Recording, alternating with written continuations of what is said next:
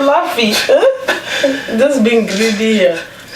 5 seconds. All right, welcome back on Peacemaker 360. I'm Christian Chito, and today in the studio I'm with Joyce Mutoka. She's from Kenya, and she comes with a bachelor's degree in international law from the University College of Roosevelt in Netherlands, and she's actually also a co-founder of initiative, a non-governmental organization in Kenya called Chanzo that promotes reconciliation through reading. And today, thank you very much, Joy, for accepting our invitation. No, thank you for having me. Great. So maybe to start this conversation, some of us who have heard about Kenya, we know that in 2007 there was post-election violence, and maybe from your experience during that period, what was it like to be a peace builder in that time?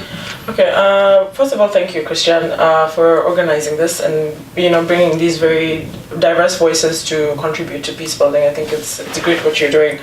You know a bit about Kenya, obviously, as somebody who lived there, and for me, 2007 shaped my entire life experience, the passions that I had until that point, and everything moving forward, because I wasn't in Kenya in 2007.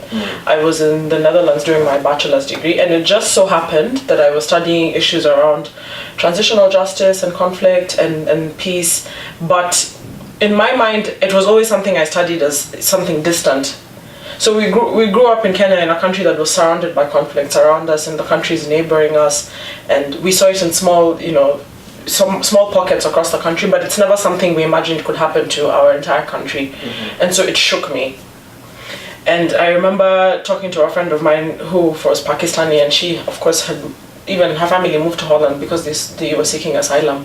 And I said, I can't believe how quickly it happens, It's one day you're reading the news and you hear they've burnt a church down in Naivasha, and they've killed I don't know how many people, and that's it. And from there, it takes years to undo what happened in just like 5 or 10 minutes.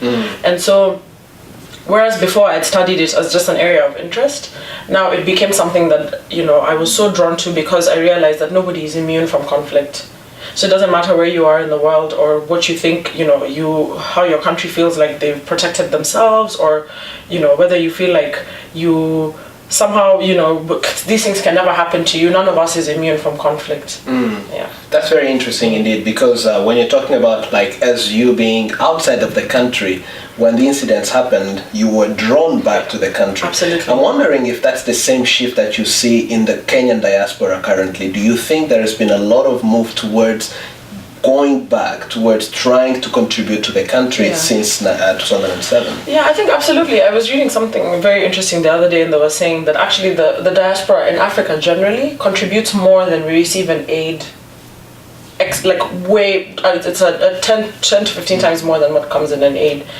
Okay, maybe it wasn't that steep, but it was just a very significant amount. And I think that speaks a lot to the ways in which, particularly people who have to live, in circumstances around conflict and war, how that tie always remains. And people always feel bound to home because, it can be all manner of things, but then there's such a strong sense of, especially for us, such a strong sense of community, and such a strong sense of, your identity as coming from places which may be portrayed in a certain way outside, but you still feel very drawn to. And so with the Kenyan example, especially, I think very, very much they've been quite involved. In fact, to that extent, when the new constitution was passed in 2010, now they are allowed to vote from the diaspora, and it just shows the ways in which Kenya, but I think Africa generally is beginning to get an appreciation for how important it is to bring in these voices from outside. Yeah. Very powerful indeed. Let's now move back to your engagement as a Kenyan back to the country. We hear of this initiative that you started, that you co-founded, Chanzo, and which actually uses reading as a tool for reconciliation. How has that journey been for you? It's been amazing. It's been surprising.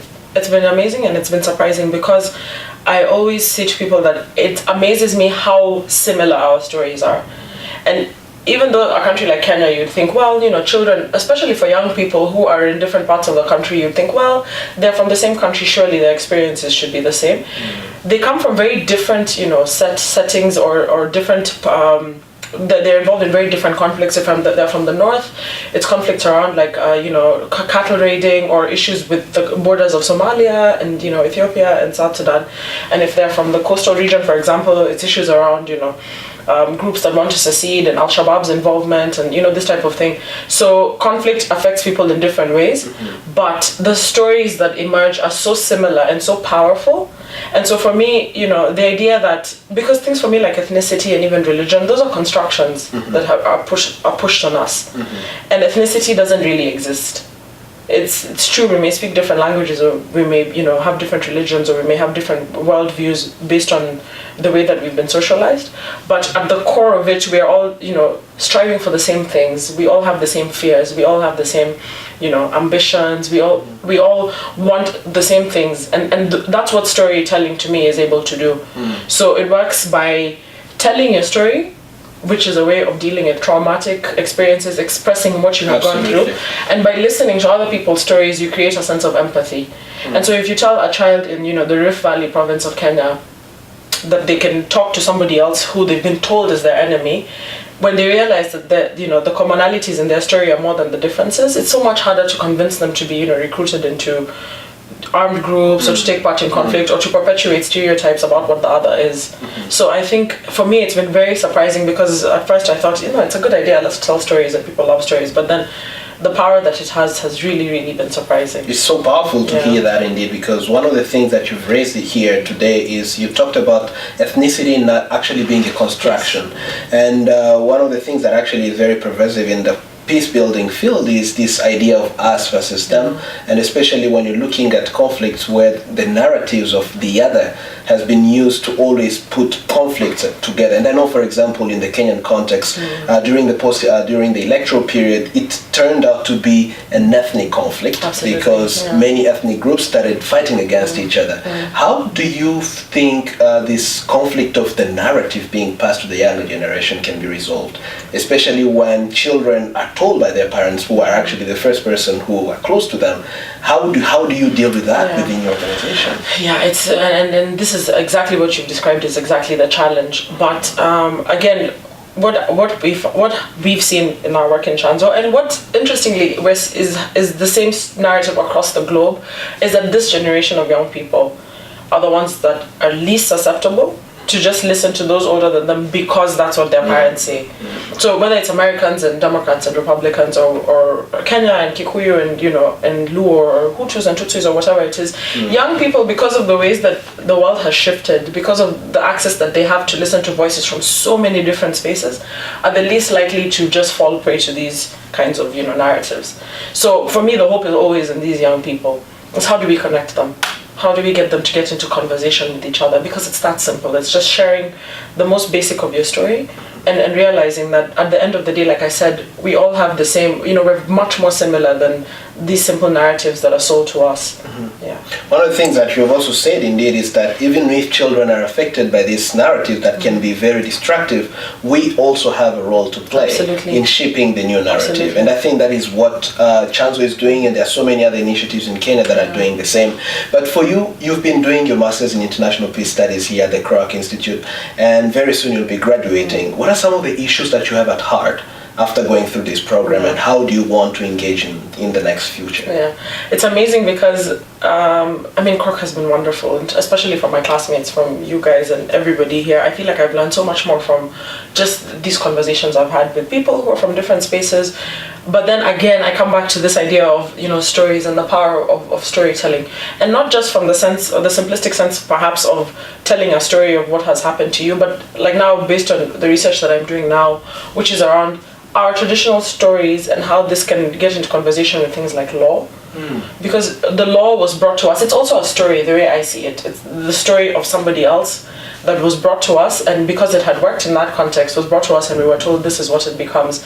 And that covered our own stories of how we conceptualized conflict, how we dealt with problems that arose in communities. And so I really feel that there's power in bringing people's individual stories up, whatever that may be, whether it's how they dealt with issues of conflict, how they mediated again conflicts within communities, how the law was perceived. giving people the chance to have, to have ownership of what actually they feel is their story. Because I feel like that's what has really been taken away from many people when we talk about development. When we even talk about, the liberal peace concepts that we say how peace building is conceived, where somebody else brings it to communities, and we don't take advantage of the very rich systems of knowledge that exist within those communities. I think you've actually shed light on a very, very crucial point, especially for many Africans who tend to gravitate towards the knowledge that comes from abroad. We hear also of issues, for example, of how Western intervention has also undermined our own capacity to resolve our own problems. And there is a book that was published by Dambiso Moyo, Dead Aid.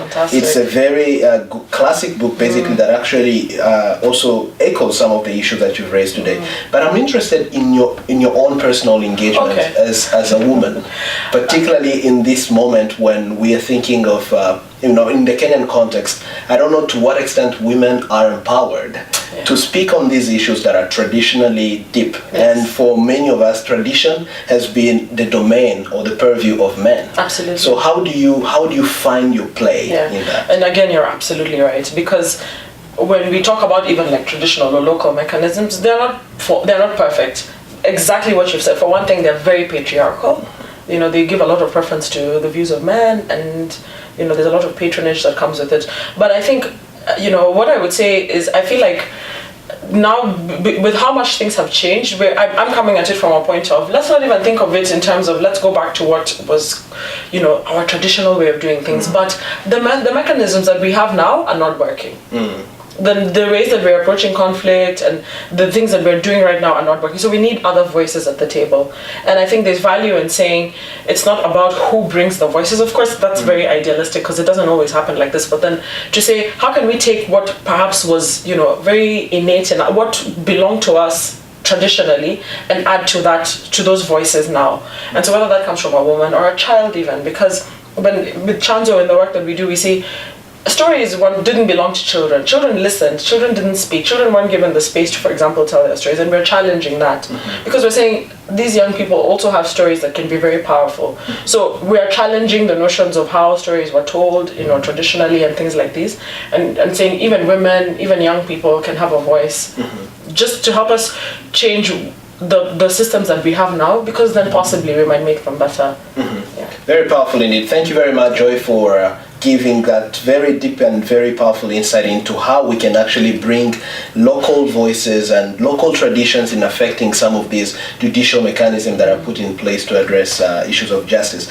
But as we wrap this conversation today, I may want to hear from you, when you think about peace building and your identity as a peace builder, what is one word that you think best describes what you think you're going to be, what you want to be as you move forward in this work? I think one word, maybe not that I am, but I aspire to be, is empathetic, is empathy. Is the idea that you can always learn. It doesn't matter if somebody disagrees with you, because that's exactly what peace building is. It's finding opposing views and being able to learn from even the people who disagree with you or who fight whatever it is that you hold to be ideal. And I don't have it. I'm not saying that it's something that I have arrived at in my life, but then I strive to have empathy. And that's something that I've learned from many of my classmates, particularly in Croc now, who are have taught me that every single point of view has value. And it's only by appreciating that we can be able to bridge these divides and differences that we have. Every single point of view has value. Yes. Thank you very much, Joy, for coming today in our show. Thank you so much, It's Christian. been a great learning opportunity for me, and I know for many viewers who have been watching us, if they want to get to reach to you, what are some of the ways they can connect with you? Because many people are not interested in the issues you've raised. I'm on social media. My handle is Kipepeo Mjini. But my name is, if you just write my name, Joy Mutoka, you can be able to find me. Chanzo also has a Facebook page. I'm sure, Christian will share will share general information, so I can connect through him. He's my brother. Thank you very much, my sister. It's been a great pleasure. Yes, thank you so much. Great. Asante, Christian.